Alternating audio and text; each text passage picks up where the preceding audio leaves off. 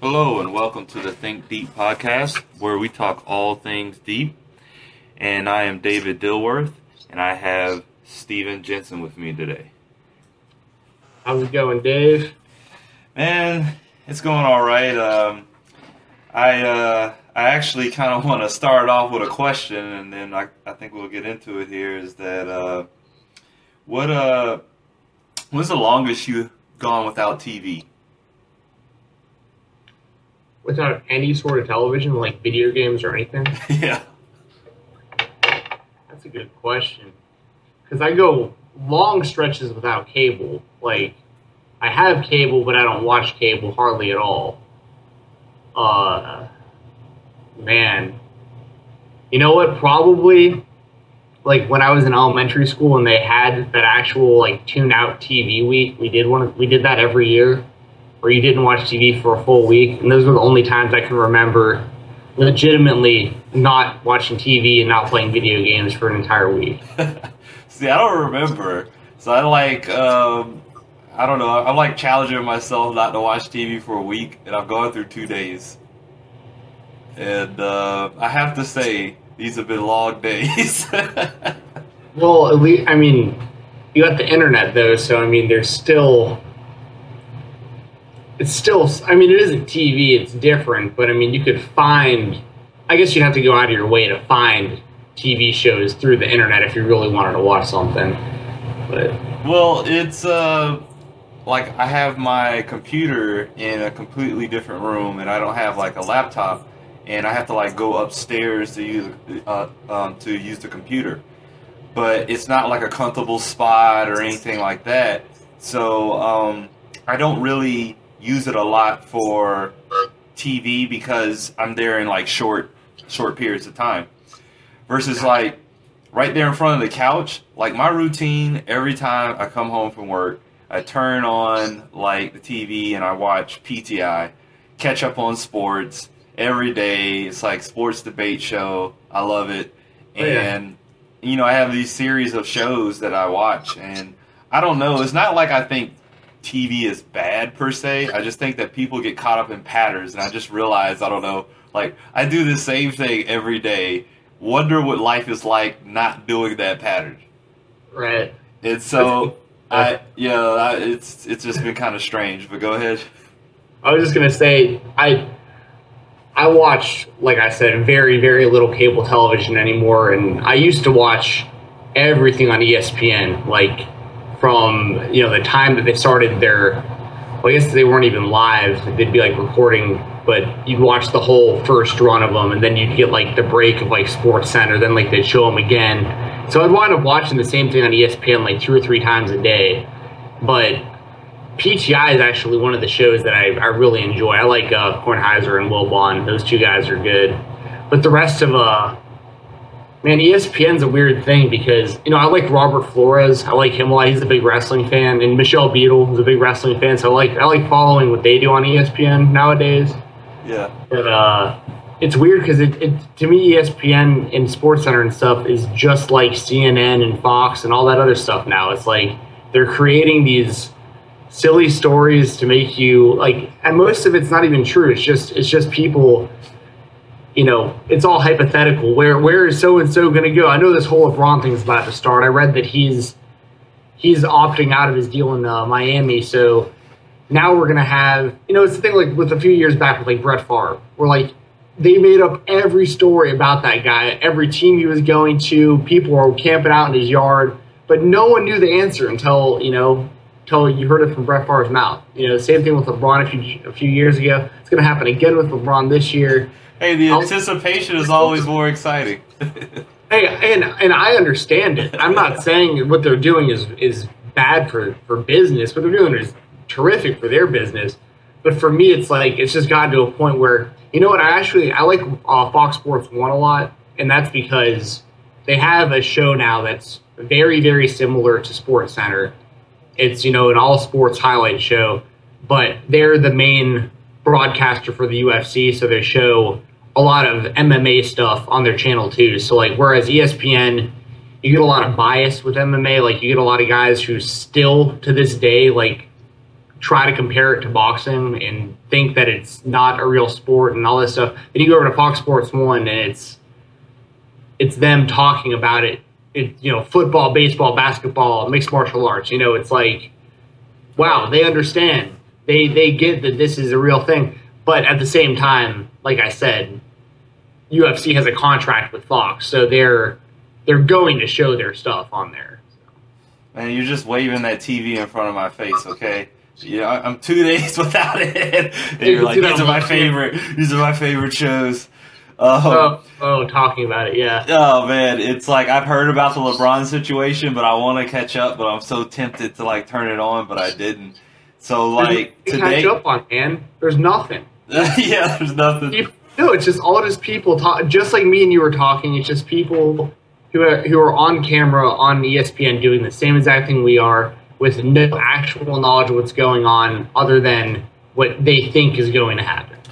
Well, one thing that happened, I guess, with me not watching TV now for a while is that it's made me have to kind of find other ways of entertaining myself. And I don't know, it's just kind of dawned on me that when I was a kid, I went camping a lot. And so I just kind of felt like, man, I need to go outside more. So today I went to a nature preserve at Canaveral National Seashore. And they have like this drive through like nature walk trail or something, or nature trail. So you go and then they have like these different stops where they have like birds and different animals that you can look out for. And then they had this one part where you can park and walk. So I get out of my car and I go out on this little deck and there's water. And I'm hearing like these little splashes of water. And it's getting louder and louder, and they're like in circles and stuff. And I'm just trying to see through it, but I can't see if it's a fish making the noise or anything like that. So I walk out of there and I go on the nature trail. When I start walking on the nature trail, I take like 10 steps. I hear like all in the bushes, like something like big, and it's coming towards me. And I just freeze, and it's this huge alligator. And it's like 6 feet in front of me. And I'm thinking, it's like blocking where my car is. Like, this thing is smart. It's going to like go to like corner. I just froze. Like, this thing was so big. I've never been that close to an alligator that large. And I'm the only one out here. There's no one else out here in this nature preserve.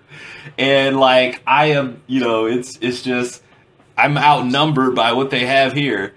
And so I just sat there, froze, and I was, white. And it just slowly started walking to the other end and went into the water. And I started thinking, man, all those little things I heard in the water were alligators. And I was like, I got to get the fuck out of here.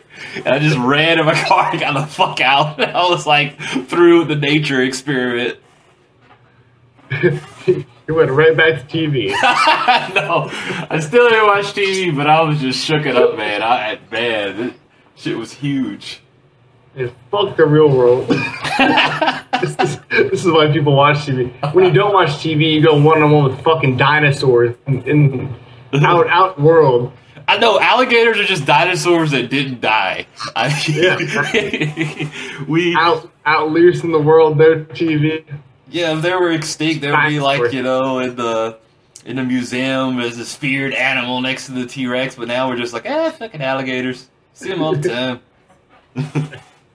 Stupid fucking alligators. Well, one thing I was looking at on your YouTube channel, which I see you're gaining, some viewers, some audience there, and you're really kind of keeping up with it there, and I watched one of them on your Stardust. If you want to explain to everybody about Stardust, I thought that was a pretty interesting video. And I remember you briefly talking about you knowing this. Well, go ahead. I don't want to butcher it. Yeah. So thanks for the plug there. My YouTube channel is just like my Twitter handle. It's at NOW_WORLD_ORDER. So it's at now_world_order. Yeah, man, I got to make another video. I'm probably going to do that right after this, actually, and talk about some stuff that's been going on this week in the world of wrestling, and I'll probably do an MMA one later on in the week. But that the video you're referring to is, so there's this guy. His name is Cody Rhodes in real life, and he's the son of Dusty Rhodes, who is a very well-known professional wrestler. Brother is a performer called Goldust, also known as Dustin Rhodes. So I went to high school with this guy. He was a couple years older than me, and I was a massive wrestling fan already. He knew I was a fan, but, I didn't, fanboy out on him when I knew him. I didn't want to sit there and talk to him about professional wrestling all day when, I'm sure it's all he hears. He's, not around his friends and stuff. So anyway, long story short, I was on this guy's wrestling team for 2 years, and I watched him win state twice at the same weight class, which is something that's very, very hard to do. And he wound up kind of following in the footsteps of his family's name, and he joined the WWE a few years. Gosh, it was probably already in 2006, 2007, and he's been with them since. And he's been on TV for a long time, but he's always been this kind of stagnant character for the most part. He's had a job, which is impressive. It's hard to stay on camera in that company for a long amount of time. But he's what I would if you remember playing the old wrestling video games, and you got to create a character, and it started with the dude who was just pasty white, generic uniform, short hair. He looked like the created wrestler for 8 years. This good-looking dude has one of the hot. You got to look up his wife. Anyone on should. Her name is Brandy Runnels now. Her wrestling name is Eden Styles. She's been in Maxim and stuff. She's gorgeous. But he's been playing this character that's didn't really have a character. He just was Dusty Rhodes' son. And this past week on Monday Night, or 2 weeks ago now on Monday Night Raw, he debuted this character called Stardust, which is his brother is Goldust, and if anyone who's seen Goldust is this he's supposed to look like a movie Oscar. He's painted in all gold. He cross dresses to the ring. He's clearly bisexual, something weird going on. He's got Tourette syndrome, blah blah blah. He's the creepiest, craziest character you can ever think of. And now Cody just debuted a character just like him, and they're a tag team. So that's it's pretty much taking a guy who was this vanilla, white bread character and turning him into Dennis Rodman overnight, pretty much. So yeah, I remember Goldust, and I was thinking, man, there's never going to be anybody like him, because he was just this kind of flamboyant yet masculine, halfway Elton John. Athleticism. Yeah. I mean, it was a very complex character, and but now this is his son. That is his half brother. Oh, his half brother. His half brother, kind of having that same character, and I need to kind of take a look at that. I just listened to your post there because I remember Goldust, and it's also your background, I think, on your Twitter page. Yeah, and yeah. Oh, that's Stardust? That's Stardust with a star. He's got the star painted on his face. See, I thought that was Goldust, and then after I listened to your video, I found out about Stardust. That's why, hey, if you haven't checked out Steven's videos, I highly recommend that you check them out. They're very interesting. Especially, it brought me to learn about this wrestler. But yeah, it's I'm trying to find him on Twitter here so we can kind of have other people kind of look on there, but there's some guy, it looks like he has 19 followers that claims that this is Stardust. I think he's still at Cody Rhodes WWE or something like that. But his name, he's not verified anymore because he changed his name. Okay.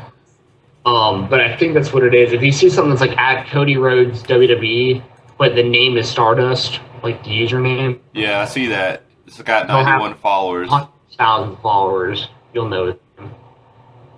At Cody Rhodes WWE. But And what's so interesting about this, knowing him for as long as I did, and the reason I made this video is because we were calling him Stardust in high school. Like, he had made up that name at least 10 years ago.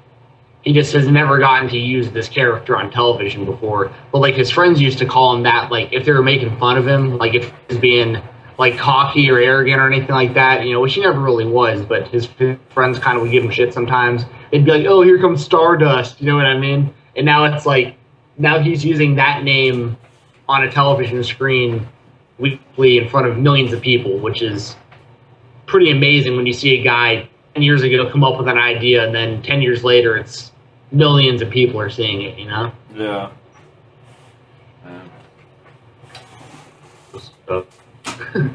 Man, one thing that I also kind of want to bring up is, you know, what is the worst thing that a sports fan could say to, like, another one? What do you think that is? Like, what's the worst thing a sports fan could say to another sports fan? Right. Like, okay, you're a Vikings fan. I'm a Falcons fan. Like, there's, like, one universal thing. Oh, that's a good question. Do you have an answer for this? I do. You do? What I'm getting at is that calling someone a bandwagon fan. Yeah. Oh, yeah. Yeah, Right. that's...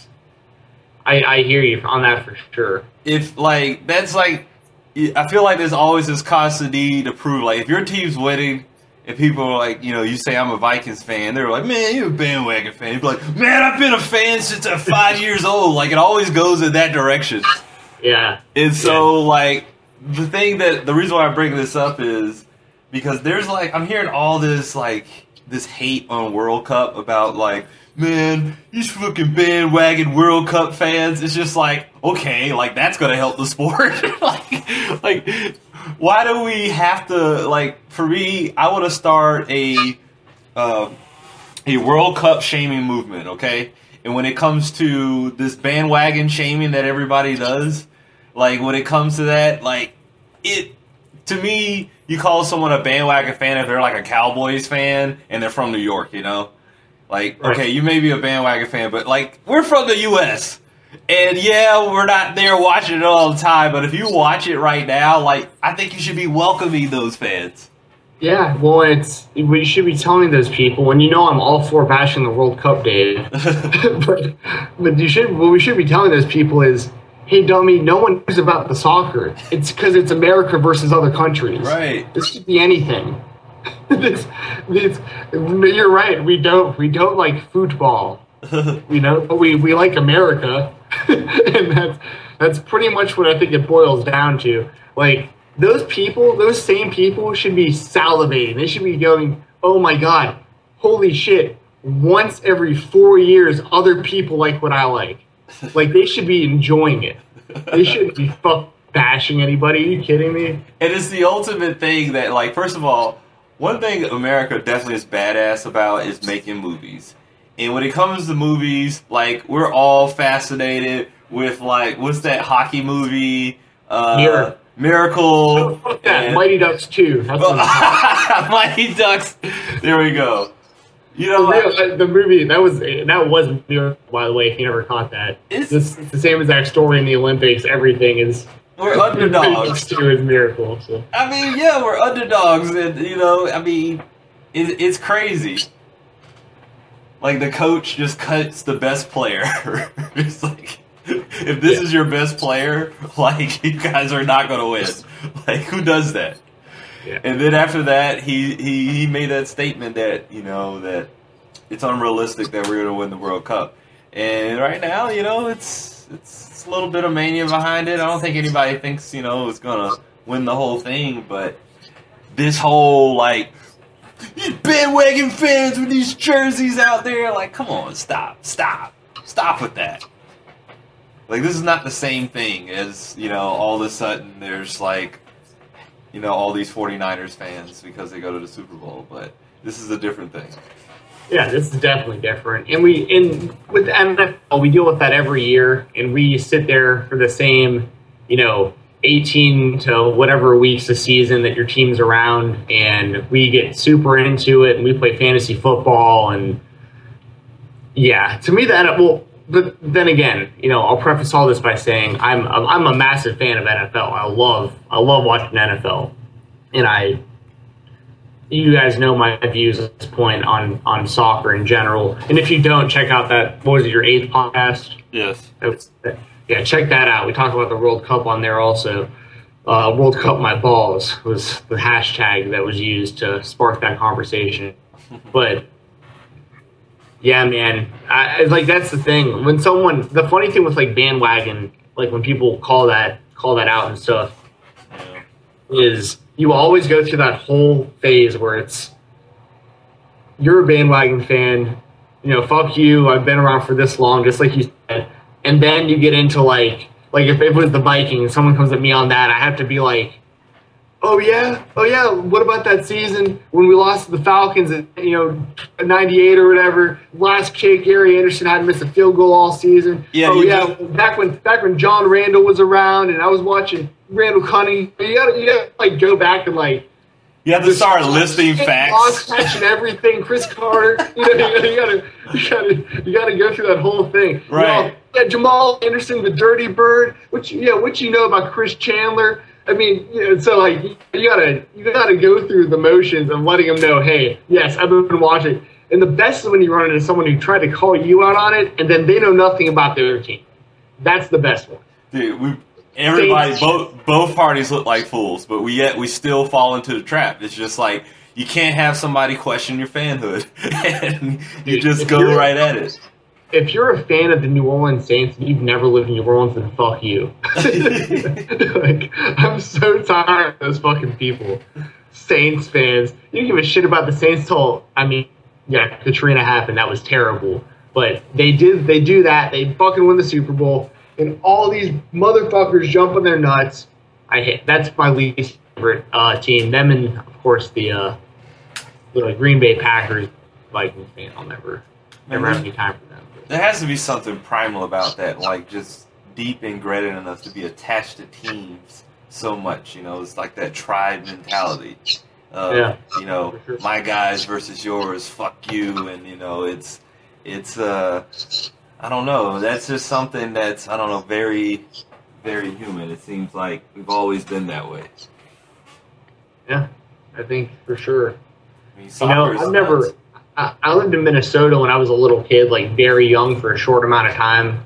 And I'm a fan through being like my dad and my grandfather. My grandfather's been a season ticket holder since the team started. I mean, I've always watched that team, but I've thought about it myself plenty of times.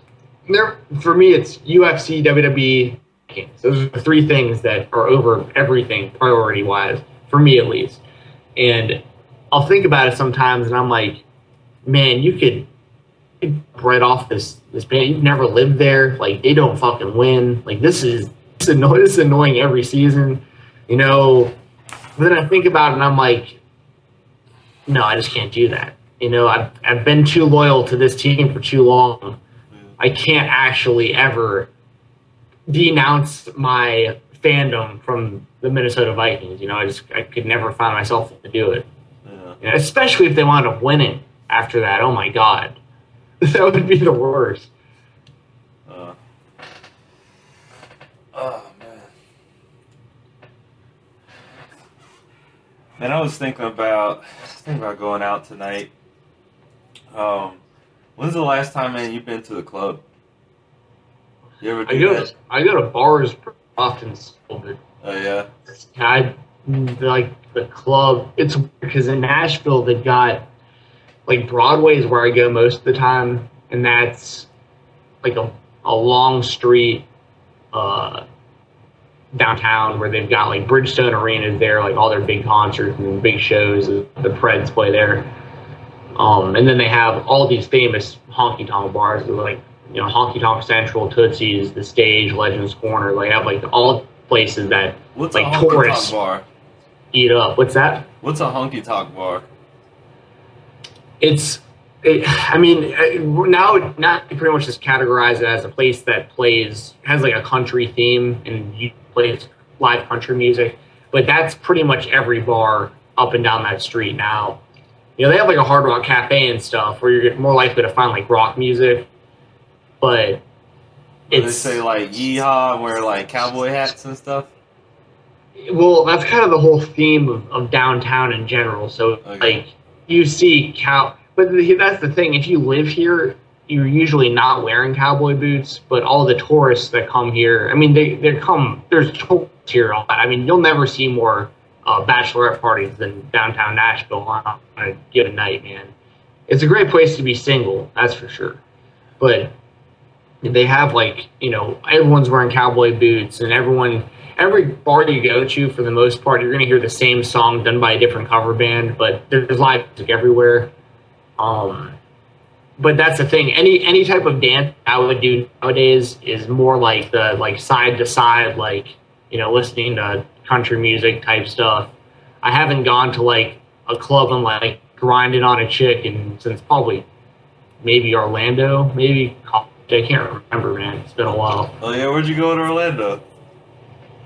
I went to that place. I think it's called Vane, something like that. Vane. It was like this super Guido-ish nightclub, right? Yeah. It was the people that I knew at the job before I met you. Yeah. What's that? I said hits the name. Yeah, Vane. I think it was spelled all weird too, and it was the people I knew before I went, to work for AT&T. I was with them, the people I knew from the hotel I worked at, and it was some girl's birthday, and she wanted to go there, and yeah, man, like it just isn't my scene anymore. Even in college, like it was marginally, because that's like where you went to like find chicks if you were trying to hook up or whatever the kids are saying nowadays.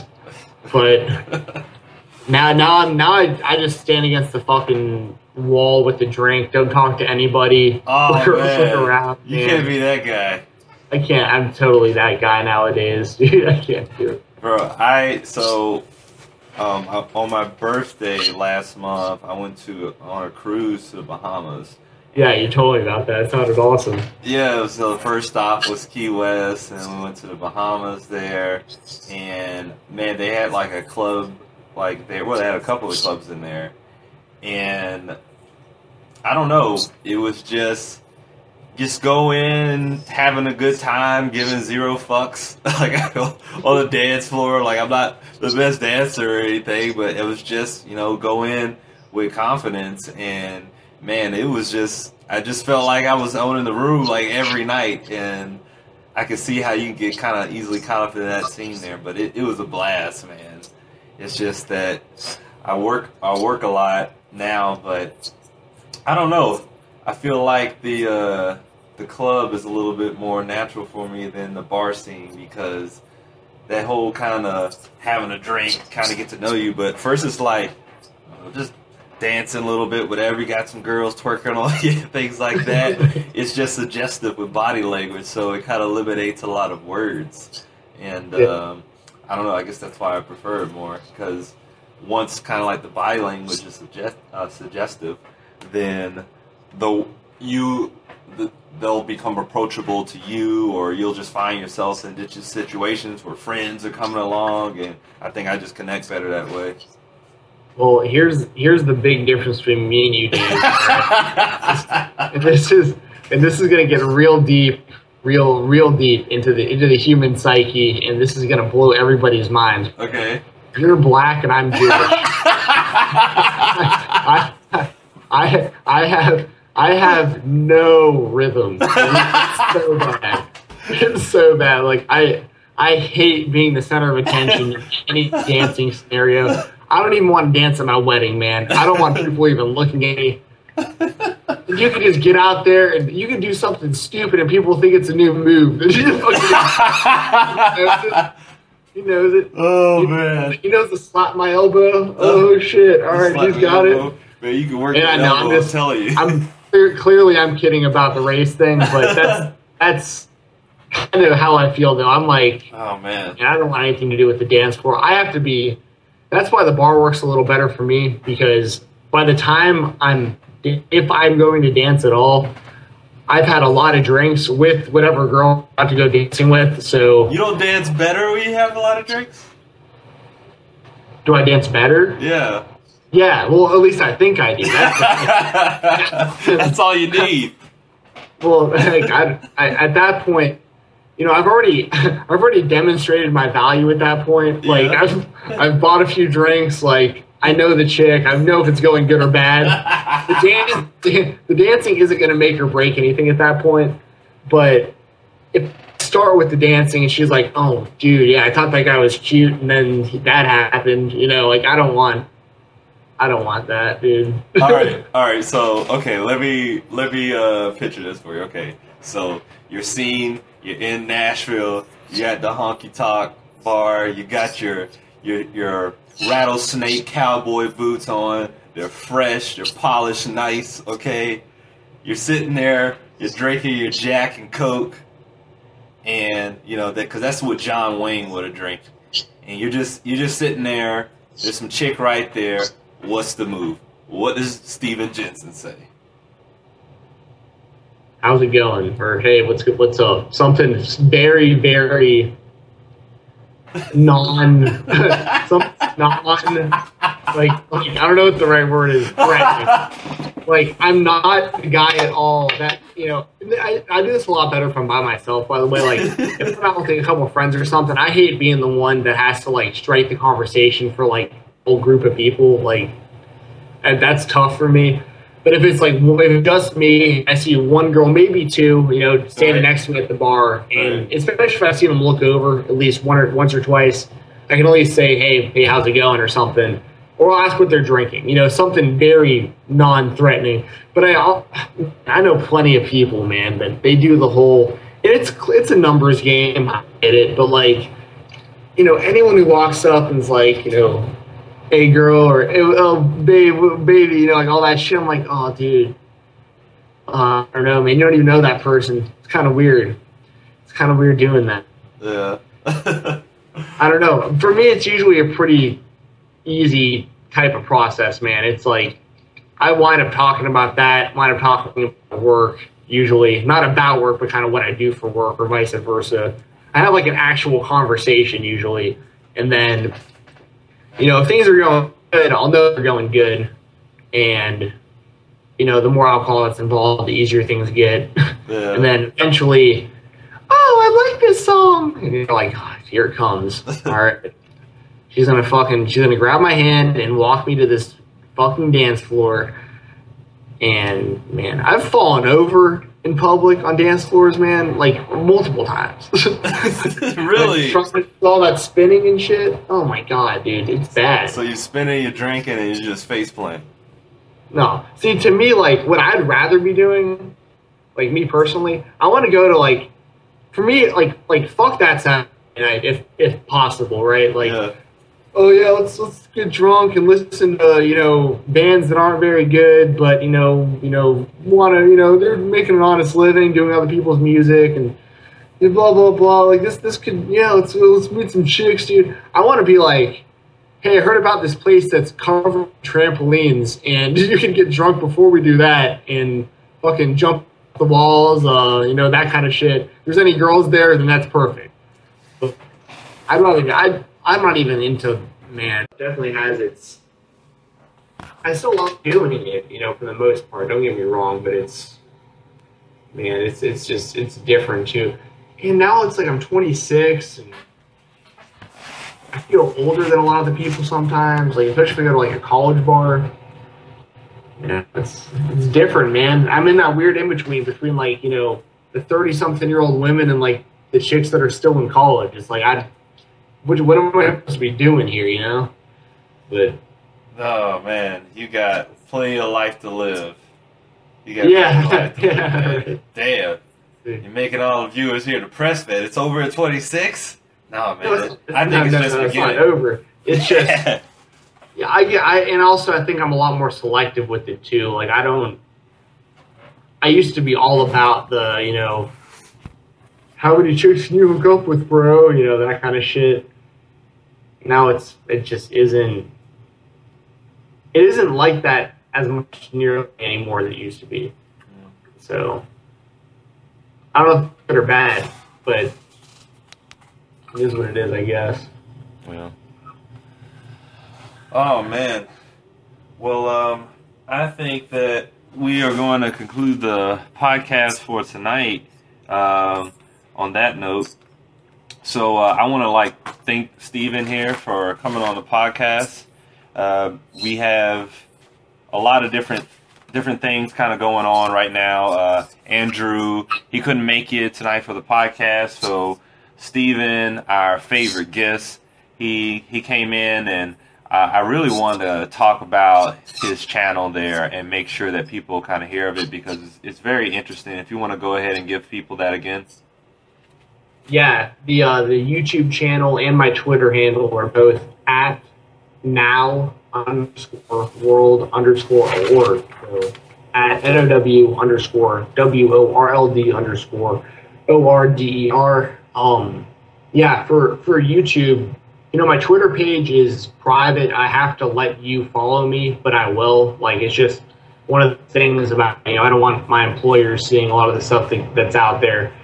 So, but like I said, if you want to follow me, I absolutely will. I'll follow most people back, especially wrestling or MMA fan. I'll definitely follow you back and direct message me questions, because I'm going to do a questions video. I've been getting quite a few of them, and I'm going to make a list of the questions people have had about wrestling and MMA. I'll do a video on all those. So keep sending those questions. Mention me in there too. If you don't want to DM me, just send me a message on there. See it. Anything else?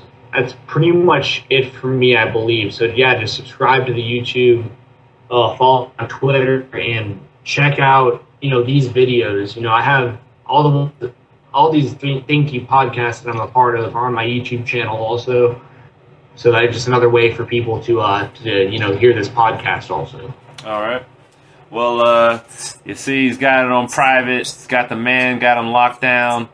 We got to break those chains there one day. Just can't have people blocking what you're trying to put out there. You're trying to express. It's a shame that that has to happen. But we got some shout outs for ThinkDeep here.